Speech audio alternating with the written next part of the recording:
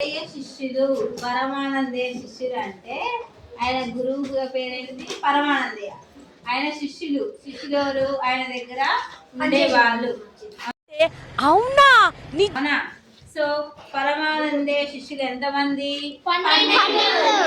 ఎంతమంది? 12 మంది. సో ఒకరోజు ఆ శిష్యులందరూ ఎక్కడికి వెళ్ళారు? ఒక ఊరికి పోవాల్సి వచ్చింది, పక్క ఊరికి పోవాల్సి వచ్చింది. సో తిరుగు ప్రయాణం అయ్యేసరికి ఏమైంది? వాళ్ళకి చీకటి పడింది. ఆ ప్రయాణంలో ఒక వాగు దాటాల్సి వచ్చింది. పరమానంద శిష్యులు ఎంతమంది? 12 మంది. 12 మందిలో సో వాళ్ళు 12 మంది కలిసి ఎక్కడికి వెళ్తున్నారు? పక్కన ఒక ఊరికి వెళ్తుంటే మధ్యలో ఏమైంది? వాళ్ళకి ఒక వాగు కనిపించింది. ఆ వాగు నుంచి దాటి వెళ్ళాలి ఆ ఊరికి. సో ఆ వాగు నుంచి దాటాలి అంటే వాగులో మరి వంతెన అనేది ఉండాలా? సో వంతెన లేదు. వాగు దాటడానికి వాళ్ళు చేసే ప్రయత్నాలు ఏంటో చూద్దాం. సో తిరుగు ప్రయాణం అయ్యేసరికి చాలా చీకటి పడింది. వాళ్ళు వెళ్ళడానికి ఏమైంది? చాలా చీకటి పడింది. ఆ ప్రయాణంలో ఒక వాగు దాటాల్సి వచ్చింది. శిష్యులందరికీ వాగు చూడగానే భయమైంది. ఎట్లా దాటాలి అని. చీకటి పడింది, వాగు దాటాలి, ఎట్లా దాటాలి? వాళ్ళకి చీకట్లో ఏమైనా కనపడదు. అట్లా వాళ్ళకి భయం అయింది అనమాట, చాలా భయం అయింది. కానీ కాళ్ళ పిల్లుల అటు ఇటు తిరగసాగారు. ఆ వాగు ఎట్లా దాటాలో అర్థం కాక, ఈ చీకట్లో ఎటు పోవాలో అర్థం కాక వాళ్ళు భయంతో ఏం చేసిరు? కాళ్ళ పిల్లగానే ఏమి తోయక అటు ఇటు తిరుగుతూ ఉన్నారంట. మనకు కూడా ఏదన్నా ఒక క్వశ్చన్కి ఆన్సర్ రాకపోతే ఏం చేస్తావు? ఆలోచిస్తావు. లేకపోతే ఒక ప్రాబ్లం సాల్వ్ చేయాలంటే రావట్లేదు, వీళ్ళు అడుగుతాం. ఎవరు చెప్పకపోతే అటు ఇటు తిరుగుకుంటూ కూర్చుంటామా? సో ఎలాంటి ఆలోచన తట్టినప్పుడు ఏం చేస్తాం? అటు ఇటు తిరుగుతాం. అలాగే ఆ 12 మంది శిష్యులు కూడా ఏం చేస్తారంట? అటు ఇటు తిరుగుతూ ఉన్నారంట. వాళ్ళ ఒక శిష్యుడు, ఒరే ఇప్పుడు రాత్రి అయింది కదా, వాగు దినమంతా ప్రవహించి అలసిపోయి ఉంటుంది, అది నిద్రపోయే సమయం చూసి మనం దాడుదాం అన్నాడు. అది పరమానందయ్య శిష్యులు అంటే మహా తెలివి కలవాళ్ళుగా. అవునా? అయితే వాళ్ళు ఏం చేసిరంటే, అరే ఇప్పుడు చీకటి పడ్డది కదా, వాగు పొద్దుగులు అటు ఇటు తిరిగి ఉంటుంది, దానికి కూడా అలసట వచ్చి ఉంటుంది, అది కొద్దిసేపు అయినాక నిద్రపోతుంది, అది నిద్రపోయిన తర్వాత మనం దాడుదాం అన్నాడంట. ఎందుకు? వాళ్ళు చాలా తెలివి కలవాళ్ళు కాబట్టి వాళ్ళకి అలాంటి ఆలోచన వచ్చింది అనమాట. ఇది మన నిజంగానే వాగు పొద్దు నుంచి సాయంత్రం వరకు అటు తిరుగుతుందా లేదా? ఆడేది కూడా కరెక్టేగా, అవునా కాదా? అంటే కాబట్టి దానికి అలసట వచ్చినప్పుడు అవునా? వాగు ఎప్పుడైనా ప్రవహిస్తుంది. అది ప్రవాహం అనేది అది నైట్ అయినా, రే అయినా, పగలైనా, ఎప్పుడైనా కానీ ఆగదు. సో ఆ విషయం వాళ్ళకి తెలియదు అనమాట. కొంచెం తెలివి తక్కువ వాళ్ళు. మరి వాగు నిద్రపోతుందో లేదో ఎట్లా తెలుస్తుందిరా? ఇంకో శిష్యుడు అన్నాడంటగా, అరే వాగు నిద్రపోతుందిగా, మరి అది నిద్రపోతుందో లేదో మనకు ఎట్లా తెలుస్తుంది అని అడిగిందంటే ఇంకొకటి. ఓహో అది ఎంత పని, నేను చీకట్లో కనిపెడతా చూడని వాగు దగ్గరికి ఇంకొకటి వెళ్ళిండట. మరి నిద్రపోతుందో లేదని తెలవాలని ఒకడు అడిగిండు. ఒకడేమన్నాడు? నిద్రపోయాక పోదామని ఒకడు అన్నాడు. ఇంకోటి ఏమన్నాడు? అది నిద్రపోతుందో లేదో మనకెట తెలవాలని ఇంకొకటి అడిగిండు. మూడో కూడా ఏమన్నాడు? అరే అది నిద్రపోయిందో లేదో నేను పోయి దాని దగ్గర పోయి చూసేస్తావురా అని ఒకడు అన్నాడు అనమాట. అయితే పారుతున్న వాగు నిద్రపోతున్నదో లేదో ఆ శిష్యుడికి తెలవలేదు. మండుతున్న కట్టెను ఒకదాన్ని తీసుకొని వాగులో ముంచాడు. సుయ్యమైన చప్పుడు వచ్చి కట్టి ఆరిపోయింది. ఆ చప్పుడు వాడికి భయం వేసింది.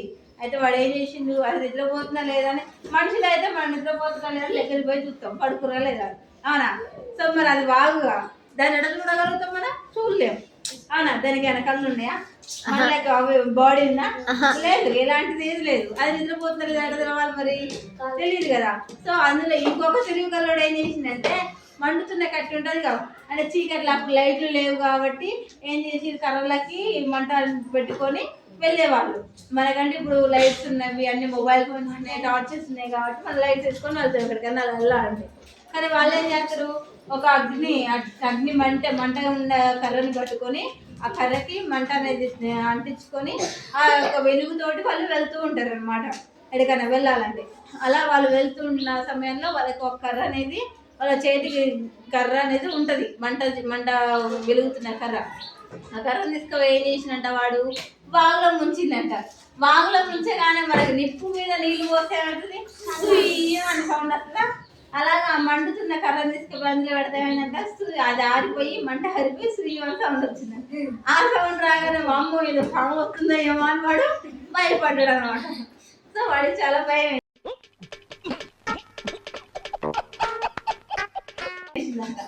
బావుకి ఏ పని మిగిలిందో ఏమో నిద్రపోలేదు, తెలివితేనే ఉన్నది, ఉరుక్కుంటూ వచ్చి చెప్పాడంట. వాడు అన్నాడంటే ఓ బావుకి ఏ పని ఉందేమో ఇంకా నిద్రపోలేదు అని వాడు ఇంకా తెలివితోడుగా అయితే పోయి టక నిద్ర వాడు పోయి చెప్పిందంట మిగతా వాళ్ళ ఫ్రెండ్స్ అందరికి, అరే బాగా నిద్రపోలేదుగా దానికి ఏ పని ఉందేమో ఇంకా నేను మెలుగుతూనే ఉంది, అది నిద్రపోయినాక పోదామని వాడు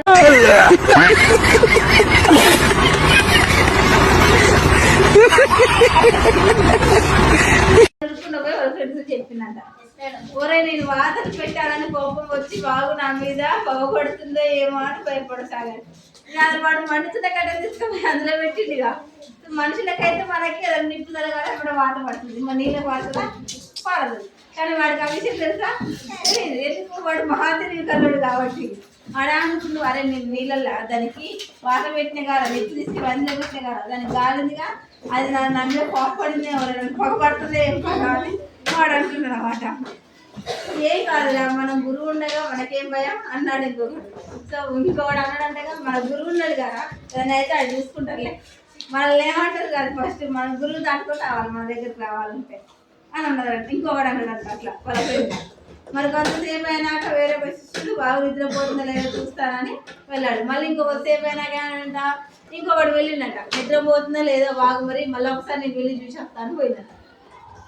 ఎట్లా కనిపెట్టావురా అని శిష్యుల్లో ఒకడు అడగగానే అదే కట్టెలు పట్టుకొని నీటి అంచిన అటు ఇటు తిప్పి ఒకసారిగా నీళ్ళలో ముంచి ఇది నేను చూడలే వాడు అంటున్నాడు అన్నమాట. ఏం కాదురా మనం గురువు ఉండగా మనకేం భయం అన్నాడు ఇంకొకడు. సో ఇంకొకడు అన్నాడంటగా మన గురువు ఉన్నాడు కదా ఏదైనా అయితే అది చూసుకుంటారులే, మనల్ని ఏమంటారు కాదు, ఫస్ట్ మన గురువు దాంట్లో రావాలి మన దగ్గరికి రావాలంటే అని అన్నదంట. ఇంకొకడు అన్నాడంట అట్లా వాళ్ళ ఫ్రెండ్. మరి కొంతసేపు అయినాక వేరే శిష్యులు బాగా నిద్రపోతుందో లేదో చూస్తానని వెళ్ళాడు. మళ్ళీ ఇంకొకసేపు అయినాక ఏమంట ఇంకొకటి వెళ్ళిండట, నిద్రపోతుందో లేదో బాగు మరి మళ్ళీ ఒకసారి నేను వెళ్ళి చూసి వస్తాను పోయిందట. ఎట్లా కనిపెట్టావురా అని శిష్యుల్లో ఒకడు అడగగానే అదే కట్టెలు పట్టుకొని నీటి అంచిన అటు ఇటు తిప్పి ఒకసారిగా నీళ్ళలో ముంచాను, బాగు కిక్కులు మన లేదు అంటే బాగు నిద్రపోతున్నట్లే కదా అన్నాడు. ఆల్రెడీ ఆ మంట ఆరిపోయింది కర్ర, ఆరిపోయిన కర్ర తీసుకోపోయి మళ్ళీ అల్లు పెడతాడు, సౌండ్ వస్తా ఏం రాదు, అటు ఇటు అంటే అదే తిరుగుతుంది, ఏ సౌండ్ రాదు. కాబట్టి వాడు అంటే ఇక బాగా నిద్రపోయిందా మనం పోవచ్చుగా అని చెప్పిండంట. వాడు మహా ఇంకా ముదురు కదా తెలియకల్లాడు, అలా పోయి చెప్పిండు అనమాట వాళ్ళ ఫ్రెండ్స్కి. సో మరి నీకెలా తెలిసిందిరా అంటే ఆ కర్ర తీసుకుపోయి అడిగిరన్నా కానీ అది ఎటు కదలట్లేదు, అది నిద్రపోయిందిగా అని చెప్పిండంట.